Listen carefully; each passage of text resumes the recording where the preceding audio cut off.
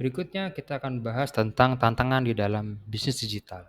Yang menjadi tantangan utama dalam bisnis digital itu adalah keamanan dan privasi data daripada konsumen kita sendiri dan juga data perusahaan kita. Di mana di sini kita perlu untuk melindungi data dari ancaman cyber atau yang sering kita sebut dengan yang namanya cyber security.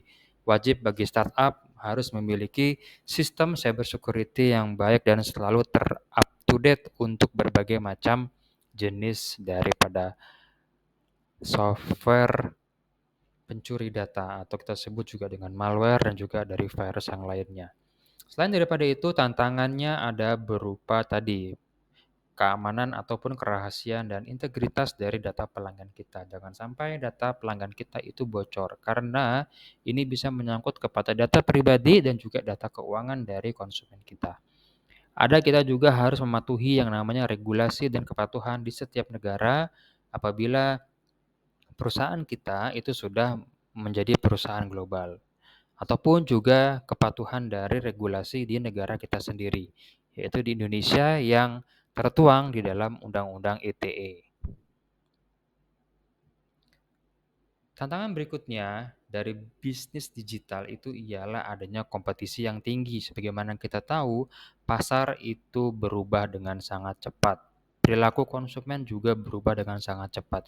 Maka bagi startup, bagi usaha bisnis digital, baik yang sudah bergerak cukup lama ataupun yang sudah menjadi juara, yang sudah menjadi raksasa, apalagi yang masih baru, itu sangat penting namanya inovasi dan untuk selalu mengikuti apa kebutuhan yang diinginkan oleh konsumen kita sendiri.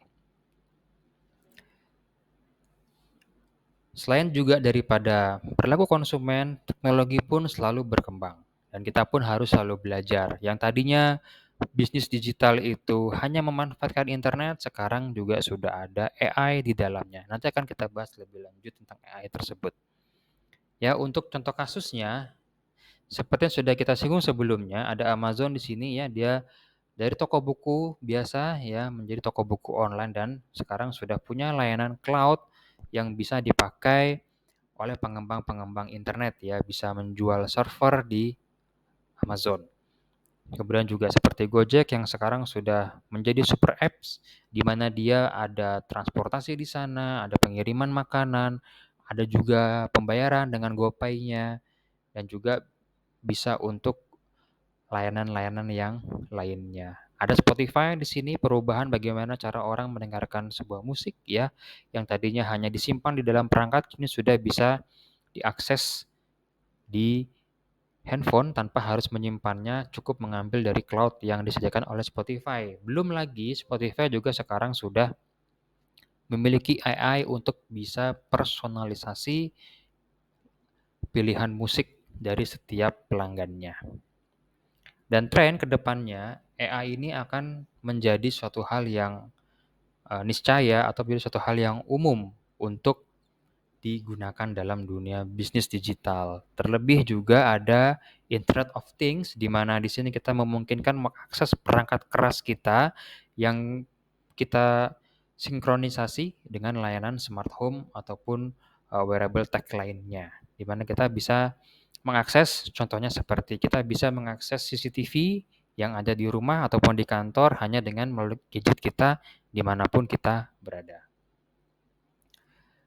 Ada juga blockchain ya, ini untuk keamanan keuangan yang terbaru, ada juga augmented reality dan juga virtual reality. Oke, terakhir untuk mata kuliah kali ini ya kesimpulannya adalah bisnis digital itu adalah masa depan dalam dunia bisnis dengan peluang yang besar ya, namun penuh dengan tantangan. Tentu juga penting adanya adaptasi teknologi dan selalu harus kita bisa berkembang. Kata kuncinya adalah kita harus punya inovasi, bisa memanfaatkan data dan mampu untuk beradaptasi dengan cepat. Sekian, semoga bermanfaat semuanya.